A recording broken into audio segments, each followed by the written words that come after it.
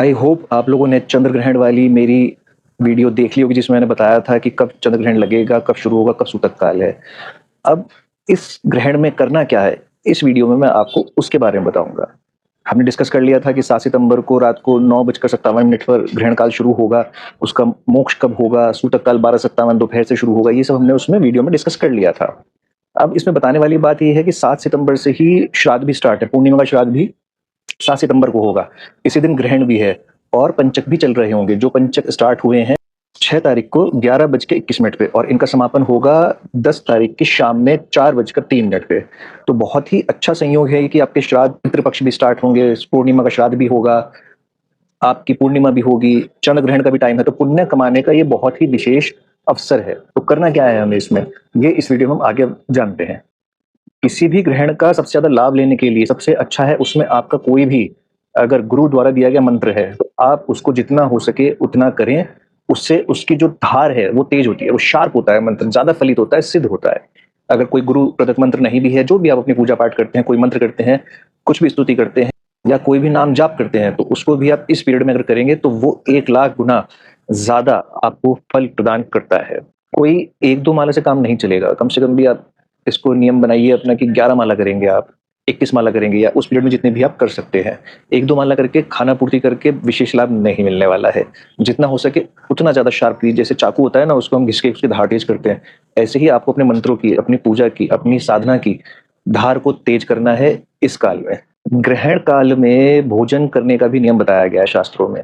जैसे 12:57 पर दोपहर के सूतक लग जाएगा।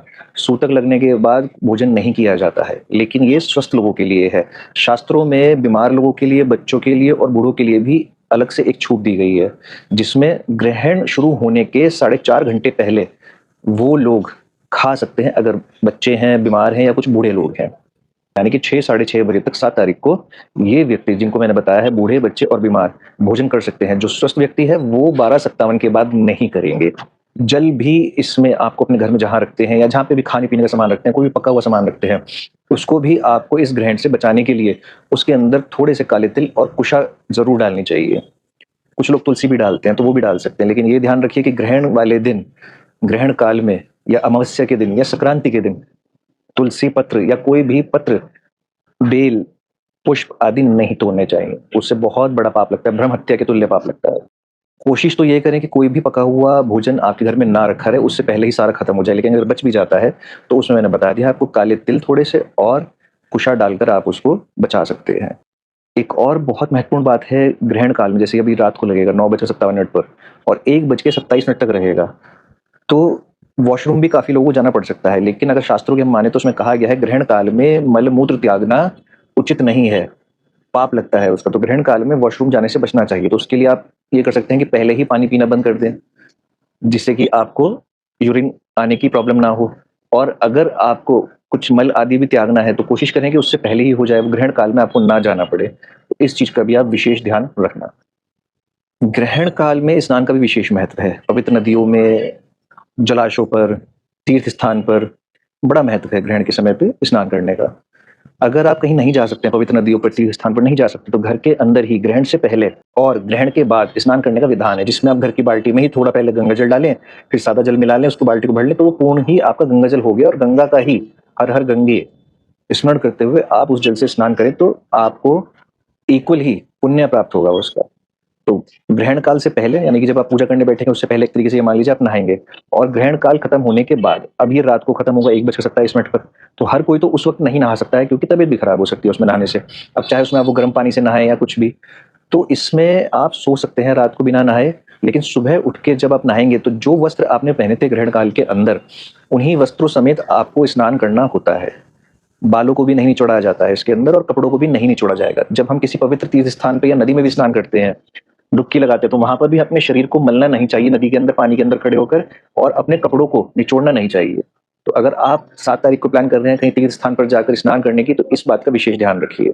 घर में भी जो स्नान करेंगे वो उन्हीं कपड़ों समेत करेंगे। जो बेडशीट आपने बिछाई थी बेड के ऊपर, या जो भी आपके पिलो कवर्स वगैरह थे, ये सब धुलेंगे आपके। इवन जो आप माला करेंगे मंत्र जाप के लिए, उसकी जो गौमुखी होती है आपकी, जो थैला सा होता है जिसके अंदर माला रखते हैं, तो वो भी आपकी इसके बाद सुबह धोई जाएगी। जब सुबह आप मंदिर के कपाट खोलेंगे अपने, तो वहां पर भी भगवान को आपको स्नान कराना है, उनका अभिषेक कराना है, उनको स्वच्छ करना है, उनको कोई कपड़े पहनाते हैं वो भी सब धुलेंगे। जो आपकी माला है जप की, उसको भी आप गंगा जल से शुद्ध करेंगे। कुछ लोग उसमें शहद, देसी घी मिलाकर भी करते हैं शुद्ध उसको, तो वो जैसे आप चाहें वैसे कर सकते हैं, लेकिन उसको भी आपको शुद्ध करना है। कहा जाता है कि ग्रहण काल में जो भी आप जब तक करते हैं, वो 1 लाख गुना फल देता है आपको। दान भी कोई करते हैं तो वो भी बहुत पुण्य फल प्रदान करने वाला होता है। तो इसमें करें क्या, अब रात को तो कोई शायद ना आए दान लेने के लिए, वैसे तो जनरली आते हैं डकैत वगैरह। तो आप क्या करें, पहले ही उसको निकाल के रख लें, सामान को, जो भी आपको दान करना है, जितना भी आपको दान करना है, वो दान के निमित्त आप निकाल के रख लें, और ग्रहण काल में उसको छूकर या अपने परिवार के सभी सदस्यों के हाथ लगाकर उसको रख दें। और अगले दिन सुबह या तो उसको मंदिर में, या किसी जरूरतमंद को, या जो अगर आते हैं आपके पास लेने वाले, दान लेने वाले आते हैं ग्रहण काल में काफी जगहों पर, तो आप उनको ये दान कर सकते हैं। विशेष फलदायी होता है, विशेष पुण्यदायी होता है। साथ में कुछ लोग पूर्णिमा का व्रत भी करेंगे। तो किसी भी व्रत में या अमावस्या पर या ग्रहण काल में किसी दूसरे व्यक्ति का अन्न ग्रहण नहीं करना चाहिए। अगर आप किसी दूसरे व्यक्ति का अन्न ग्रहण करते हैं तो आपके 12 साल के पुण्य नष्ट हो जाते हैं और वो दूसरे को मिल जाते हैं। तो व्रत में इवन जल भी नहीं पीना चाहिए किसी के यहाँ का। आपका अगर व्रत है या अमावस्या की तिथि है या कोई ग्रहण काल है, तो आपको किसी दूसरे का दिया हुआ अन्न, चाहे वो दान का है या आप किसी के यहाँ गए हुए हैं, कहीं गए हैं, दूसरे का अन्न किसी भी अवस्था में आपको ग्रहण नहीं करना चाहिए। अपना ही अन्न आपको और अपना ही जल आपको ग्रहण करना चाहिए, अपने पुण्य को संचित रखने के लिए। इसमें 12 साल का विशेष महत्व है, मैंने जो 12 साल मेंशन करे हैं। कहा जाता है कि अगर अपने ईष्ट की पूजा आप एक ही प्रोसेस से, एक ही नियम से 12 साल तक लगातार करते हैं तो वो आपको सिद्ध हो जाते हैं। पहले तो ये भी कहा जाता था कि दर्शन साक्षात भगवान के आपको हो जाते हैं। ऐसी वृंदावन की बहुत सारी कहानियां हैं, वो मैं फिर कभी बताऊंगा। कुछ लोग तो राम जी का वनवास भी 12 साल का मानते हैं, 14 का नहीं मानते। तो 12 साल का विशेष महत्व है। ये एक एडिशनल इन्फॉर्मेशन मैं आपको दे रहा हूँ। बाकी जितनी बातें बताई हैं उसका आप ध्यान रखें और ग्रहण काल का मैक्सिमम लाभ उठाएं।